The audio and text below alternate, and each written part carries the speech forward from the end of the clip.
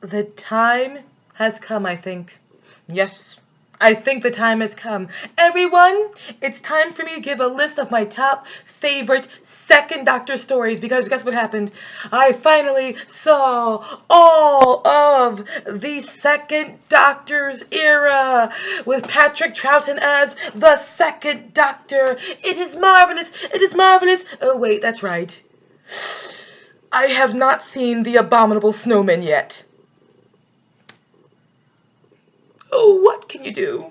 But guys, in my defense, it is not my fault because I have been literally binge watching the last, all of these Second Doctor stories in the last week and a half. I couldn't even do a video. And when I say binge watched, every time I had a free moment, I was watching Second Doctor stories, which is not easy. Why? Because everyone, as we all know, a great portion of the Second Doctor's era was not saved by Doctor Who. They used the reels and just recorded over them again. So with other, content. As a result, the entire first season of the Second Doctor's era was literally not saved or is mostly missing, with a couple of episodes still being there. So as a result, it's not easy seeing his era. It's just not. And it's so sad. Because the Second Doctor's era actually has some very good stories in it. Only some, I should rephrase that. It has a lot of good stories to it. And the Second Doctor, like an actor played by Patrick Troughton, a character played by the actor Patrick Troughton, I should be more correct in that.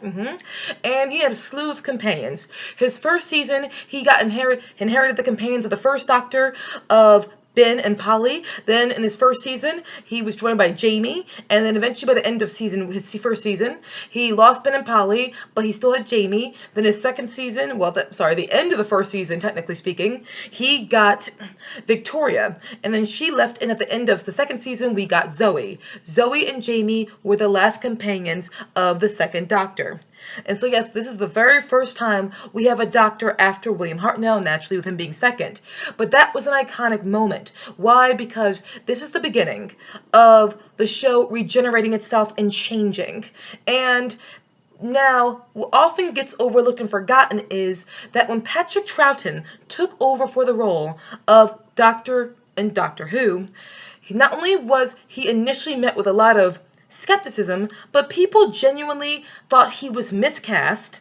They did not like the idea of him playing the Doctor at all. Some people even said stopped watching the show because he took over. So when we think nowadays that the reception of a new doctor, it shows on that doctor that they're not a good doctor, you have to remember Patrick Troughton. This was the guy who was now known as a great doctor, a lovable doctor, one of the most loved doctors of Classic Who with many people.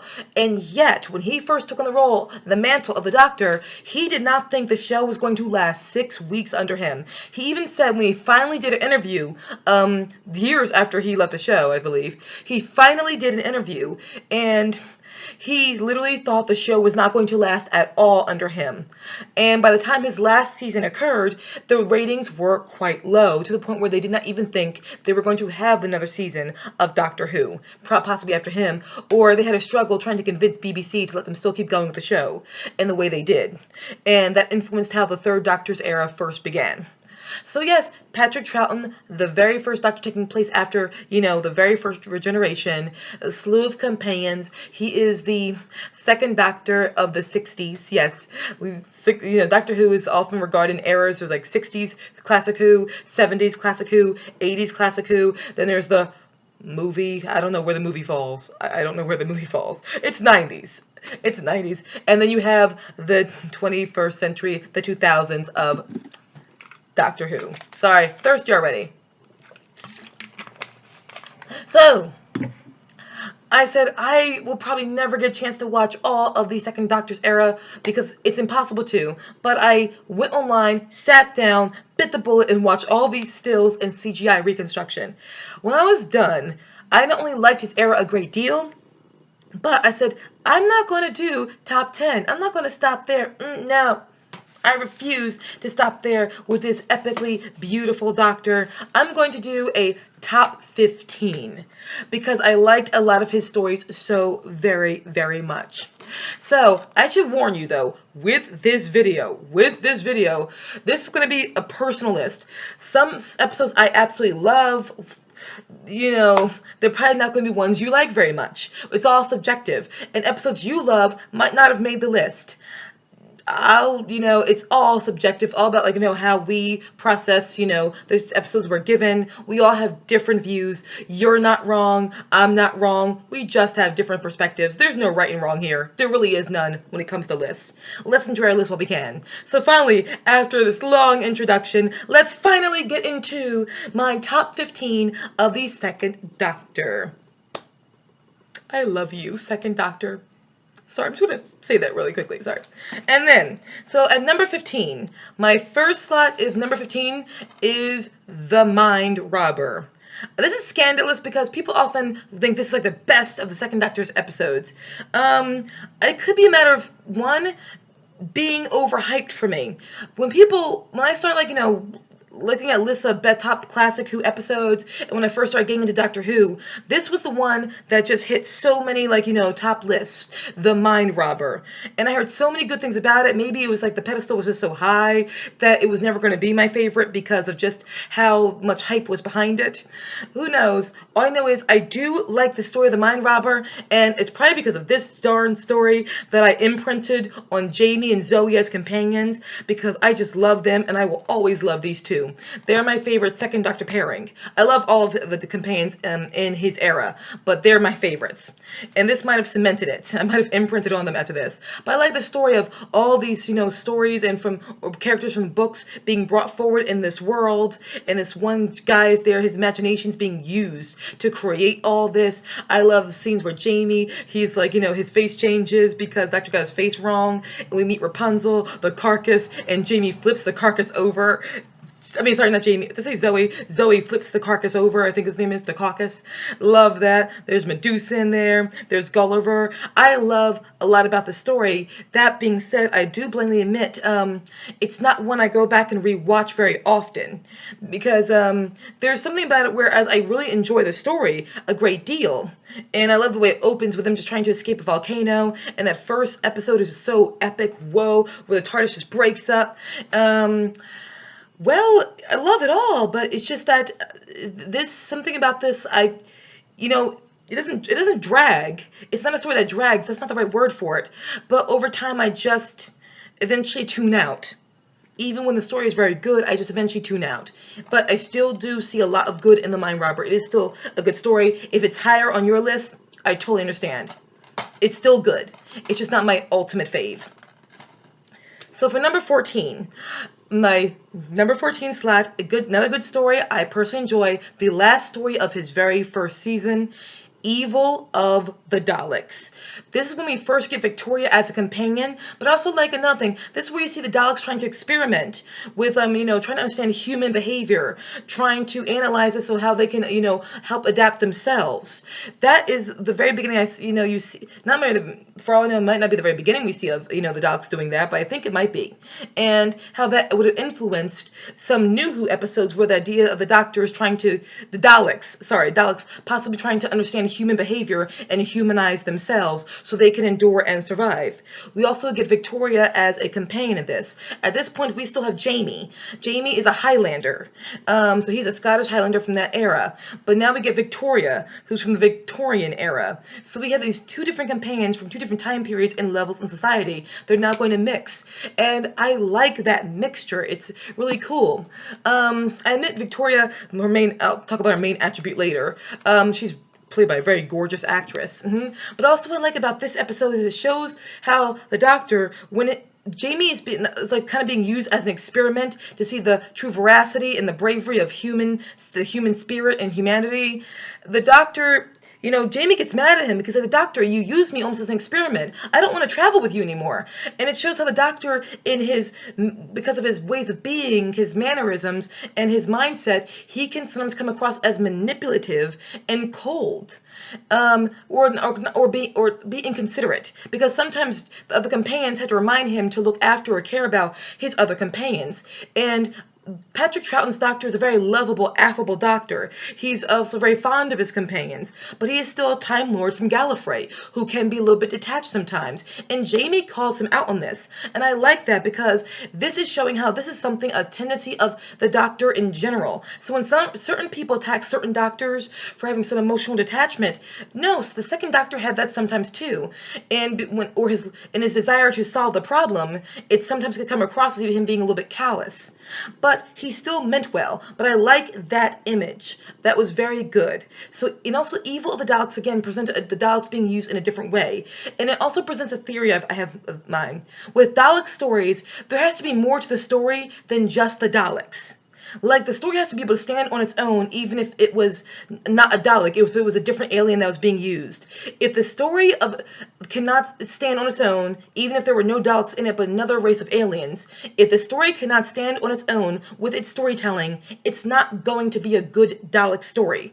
A Dalek story requires more than just the Daleks. It requires really good human characters and a very good plot line. So there's that. So, for number 13, another episode I don't have, because you can't, because it's completely missing. Like, there's not one episode that I think exists anywhere. And it's the Macra Terror. I personally enjoy the Macra Terror. Whoa, we get the Macra. I've heard all about the Macra and all that jazz, but my God, we finally get the Macra in there. And I overall enjoy it. This is where we still got Jamie, I believe, and Ben and Polly up there together and in this story. And I grew to really like and appreciate Ben and Polly together with Jamie. I like the dynamic they have together as companions, and I like their dynamic with the Doctor. Someone once said when you have 3 companions with the Doctor at one time, there's no room for character development. I like 3 companions at one time. It gives them more to bounce off of a lot.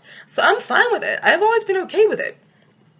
So, what can you do with that? But the Macra Terror, where they land in the society, it's pretty much dystopian, where you can't speak out against, or you can't try and expose the truth, or you'll be arrested and declared as being a lunatic, which is what you get with this story. And I like stories like that. I like stories with that dystopian idea of the whole society is based on a lie. I enjoy stuff like that. That's just my personal thing, but I like the Macra Terror. I don't know where it sits with many fans, but I do personally enjoy it. Alright, so number 12. This might surprise you for being very low. Remember, I do very much like it. The Tomb of the Cybermen. I have seen this story become like number 1 of Cybermen stories for many people. It's a great story, but here's the thing about Tomb of the Cybermen. Well, my main problem with this is simply that I have a hard time understanding the Cybermen. They're not good at being very clear. That's true. But the reason why I think it's just lower on my list is because as opposed to being higher, it's because I think a lot of people, this is the only Cyberman story they see from the Second Doctor era. And it's fantastic. This story is very good. I enjoy it. I know some people think it's overrated or it's very bad. I'm overall okay with it. I am. It's just that for me, it's not as good as all the other Cybermen stories in the Second Doctor era. That's not saying much in regards to badness, because the Second Doctor era was the era for Cybermen. I don't think they were ever fully done as well as they were in his era. The Second Doctor era perfected the Cybermen, to me, personally. But Tomb of the Cybermen, I think the only reason why it's lower on my list than other Cybermen stories is simply because of the fact that I've seen all of the Cybermen stories. So after seeing how good they were, this story, which I thought was really good, it was naturally not going to be as good as those, because like, whoa, it's like, oh, I see those. I like you, but boy, those I think are a little bit underrated. But I do like Tomb of the Cybermen, and also this is, I think, the first episode of his second season. So this is the time we see Victoria taken a complete out of her time period, and she's mixing with Jamie and the Doctor, and they are very fond of her. They're very good with her. I like how they are with her. And I like, again, the dynamic. And Jamie, you could tell, is very smitten with her, and he's very, he's always very considerate of the other companion. Jamie is a very chivalrous character. So this is a story that, for me, also has good pacing. It's just not my favorite Cyberman story from his era. But again, that's not saying much when it comes to badness. It's just not. Okay, so number 11 of, it's my top 15 stories. Another episode I really did like watching that I believe is completely missing, and from what I recall, I just watched all in still pictures with everything at the bottom, just like almost Evil, the Daleks, and Macroterra. This one is Fury of the Deep. Woo! Okay, this is the last story that we see the Victoria travel with Jamie and the Doctor. This is the one where she leaves. Funnily enough, I saw the episode after this one, the one that she leaves, before I saw this story, so I was like, oh, now I'm going back and seeing why she left. I'm sorry, hopefully I didn't spoil that for anyone. I'm sorry, I should have said, spoiler alert, Victoria leaves in this story. What can you do? You can't change the world, you can't change the past now. Sorry about that, guys. But Fury of the Deep, I personally, oh my god, I really enjoyed this story. Very atmospheric, it was haunting, it was chilling. The only thing that brings this down for me, the only thing, is how the day is saved. When Victoria screams, remember I said I was going back to Victoria's main attribute from before? Here's her main attribute a lot when it comes to her character. Victoria is there to scream a lot. And we know female companions can be there to scream a lot, but Victoria does it the most. Like, I remember Polly and Zoe screaming sometimes, but they still could patch things up and keep on going sometimes. But Victoria, she screams a lot, and she's got an epic scream. And that epic scream is used in Fury of the Deep, where her scream is so powerful, it pierces the antagonist or villain of the story, which are made of seaweed. That, I was like, what? And for all I know, for all intents and purposes, we all know that sometimes if a shriek is loud enough, it can pierce something. It can. Hence why singers, when they sing at too high of a level, they can crack glass or break anything of that glassy, has glass in it.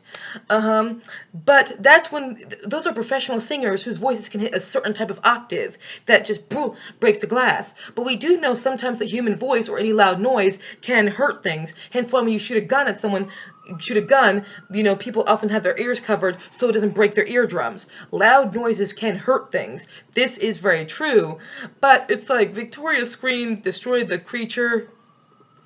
I don't know how much that holds up. Then again, for all I know, sound waves could do that. But that just reminded me a little bit too much of, if you ever saw the movie Mars Attacks, where the grandmother's music made the aliens' brains explode. Psh, psh, psh. Because it reminds me of that. It just reminds me of that. So, for all I know, scientifically, Victoria's scream could solve the problem. So, but I don't know. I really don't. But I can't help but always be remembered of Mars Attacks. I just can't. But that being said, it doesn't take too much away from the story for me, because that moment lasts only for a few minutes. That's not going to ruin the entire story for me, so I still enjoyed Fury of the Deep a great deal. And again, I want to make it very clear, I enjoy all the stories on my list. I do. So, next one we have, for under number 10 slot, The Web of Fear. Ahaha. I want to say this is the first time we get Lethbridge Stewart, Alistair Gordon Lethbridge Stewart, who eventually become the Brigadier. But I could be wrong. In case I'm wrong, sorry about that. But if I remember correctly, this is his first story. I just don't want to be sure about that and then turn to be completely wrong. But The Web of Fear, talk about using your environment so freaking well. The London Underground and the intelligence. And because this was an episode that was found, or story that was found, they used the Great Intelligence as a comeback in Series 7 of New Who. That's why I was told that's why it was brought back, because of they found the Web of Fear. Oh, I like the intelligence as a villain. I just like everything about this. Again, it is haunting, it's chilling, and use of its environment. It was just so antagonistic for me though, because I write Doctor Who fan fiction for fun, and I had this idea for a good story of the London Underground being used and the great intelligence being there. And I was like, oh, I think I really hit a good idea. Then I bought the Web of Fear, and I was like,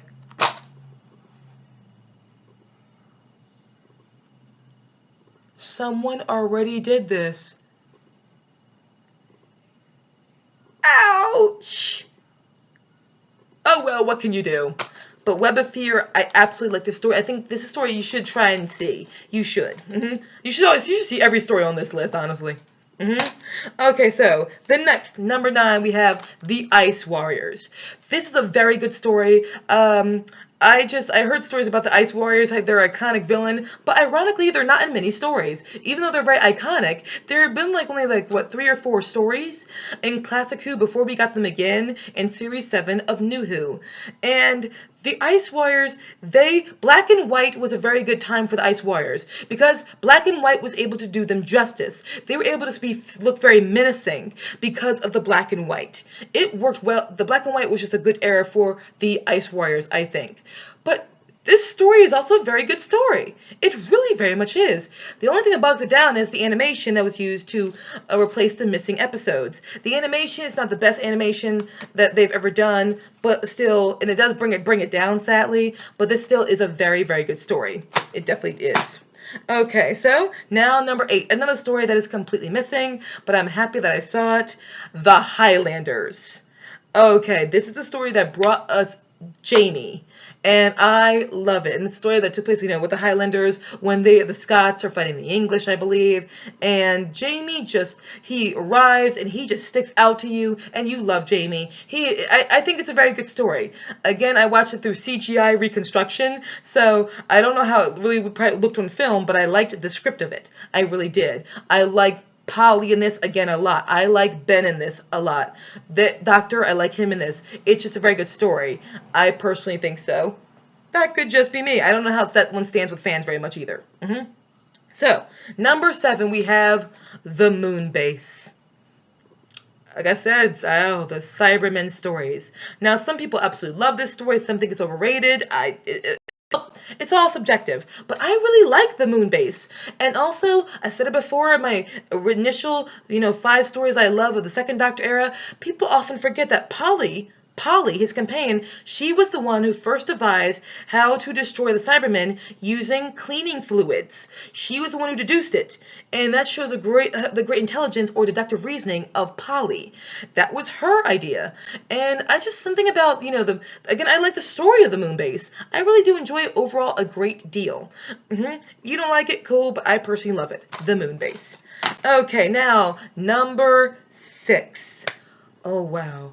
Okay, this one I saw mostly in stills again, but that script was so good for me personally, it just pushed through and resonated. Number 6, The Wheel in Space. Another epic Cybermen story. God, why did they have to copy over that one? As much as I'm I'm trying to think of what story I absolutely hate that was not copied over and is completely intact. But I can't think of any right now, so, But why couldn't one other episode get copied over? Like, I'll even take the Dominators. Yeah, copy over the Dominators. Don't copy over the Wheel in Space. And I don't hate the Dominators too much, but still, why did y'all have BBC? Why did you copy over the Wheel in Space? Oh, yeah, I made that face. I made it and I'm proud. Why the Wheel in Space? Guys, I think it was a great Cyberman story. I don't know how the fan base likes that story, but I personally love the Wheel in Space. Ooh, and also, this was a story that I believe was the last story of the 2nd season of the Second Doctor, and this, unless I'm incorrect, was a story that introduced Zoe. And I liked what they did with Zoe. They had her start off as very computer-like. Very much like she's a mathematician, she's trained to be almost very like, almost like a walking computer. And this gets pointed out. So she travels with a doctor to learn how to develop more emotion, more humanity in her. And this makes her a very different character to Victoria and even Polly. And that's what I liked about all the companions in the second Doctor's era. Ben, Polly, Victoria, Jamie, and Zoe. These five, unless I'm forgetting any other companions, had distinct different personalities, but they all showed something about the Doctor, and they all brought out something in him very well. And I like the deal with Jamie, is Jamie and Zoe together with it in the very beginning. She's like this computerized person who has to learn how to be more humanized. Love it. Wheel in Space. Number 5. The very first episode of the second Doctor, The Power of the Daleks. By God, another story. It's like, why did you have to cut? I mean, all these stories in this list that are incomplete. Why did BBC? Why? Just why BBC? Why? Damn you. Damn you. The Power of the Daleks, I think, is a very good story for a doctor to open in, especially when you're generating it, and this is the first time you've done a different actor to play the Doctor. And often I just forget, and I believe that there were the first Doctor did 2 stories in this season before the second Doctor took over. I want to say he did the Smugglers in the 10th Planet. That was technically the 4th season, and then you did the second Doctor with season 4 too, and his takeover. But The Power of the Daleks, I see how this story, I mean, like many Dalek stories in Classic Who, could have inspired stories in New Who. I saw elements of the very first Dalek story in New Who, Dalek. I saw that clearly could have been inspired by The Power of the Daleks. Same with The Victory of the Daleks. I can see how they could have possibly gotten inspiration from Power of the Daleks. But I think this is a very good story, a very strong opening to a new Doctor. And again, Ben and Polly, I said this in my video of how they're the overlooked companions, but people often forget that Ben and Polly were the companions to see the Doctor regenerate. They were the very first companions. I loved it. So, number 4. Again, I know some people hate this episode, some love it, but I love The Seeds of Death. What did I say about the Ice Warriors? Black and white could do them justice. It does. This is directed well, shot well. I love Zoe in this. I love Jamie in this. I always love the second Doctor. I'm always going to love the second Doctor. He was amazing in this too, as always. He's Patrick Troughton, and he's the second Doctor. He is delightful. But The Seeds of Death, I just loved this story so very much. It surprised me. I didn't know I was going to like it that much, but I loved it that much. I know some who don't like it. That's cool if you don't like it, but I absolutely love The Seeds of Death. And number 3, another story that is almost all completely missing, The Faceless Ones. I don't know how fans like that one or if they dislike it, but I don't care. I loved The Faceless Ones. And also the idea of using an airport for a setting to a story, great idea. Airports always make good storytelling. They really, unless you're a bad writer, they often do. When I wrote one of my Doctor Who fanfiction novels where I had the Doctor literally chasing an alien through an airport, that was one of the most fun I had writing some fanfiction. It was so fun. The airports just make good backgrounds for, for mysteries and who done it or who's doing what. They really do. And Ben, Polly, Jamie, and the Doctor, they were all good in this. This is the story that marked, I believe, the departure of Ben and Polly. And I was sad. I was really sad to see them go, but I knew they were going to. So I had to just be quiet and accept it. And I did. But The Faceless Ones, I thought it was a very good story. I don't know how people like it, but I loved it personally. And now we come to number 2. The story I did a whole video on how amazed I was when I finally got it into the mail. The Invasion. I might be strange for thinking this, but I don't think I am.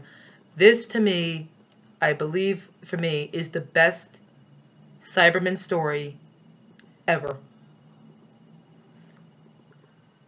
It's 8 episodes. I never get bored once. I don't. It's so dynamic. It does its job, tells the story very well. And like I said with Daleks, Cybermen stories work when there's more to the story than just Cybermen. You gotta have a nice story behind it, whether humans are doing this, or this. You have to. We see Cybermen walking through London, and those iconic scenes of them walking through London. And I like how the director took his time to show them walking through London. I loved that so much. And again, Zoe, we see how intelligent Zoe can be in this. I do like it. I have a great time with this. Everything about it, I think this is perfection. Every character, every single shot, the writing, perfection. I know some people, this is not your number one with Cyberman's story, but for me, it just is. And now for my number one. Was there any doubt of what it would be? Was there really any doubt that it was going to be anything else but the War Games? My number one. The War Games, his last story. This is 10 episodes long. I was not bored once. 10 episodes. I wasn't bored once. I know Terrence Dicks, who's one of the writers who wrote the War Games, he says it's way too long. Look at me, Terrence Dicks. Look at me. Zip it. Terrence Dicks, zip it. Close your mouth. No, Terrence, stop talking. Terrence, stop talking. Did I say close your mouth? Terrence, close your mouth. Terrence, you're doing this. This is what you should be doing. Zip! Terrence! No. That's it, Terrence. You want to keep talking about how it's way too long? Go in the corner and take a time out. Yes, go in the corner and take a time out. Yeah, I said it. Go, Terrence. Go, Terrence Dicks. You did not write, along with the other writer of this, a too long story. No, 10 episodes was perfection with this. There was somehow enough story to literally last 10 episodes. What a gorgeous send-off to a doctor. I wonder if there's... What a gorgeous... I'm trying to think of if there's a better one, but I do love Caves of Androzani a lot as a final episode to a doctor, so... And I do like Survival too. Yeah, I do.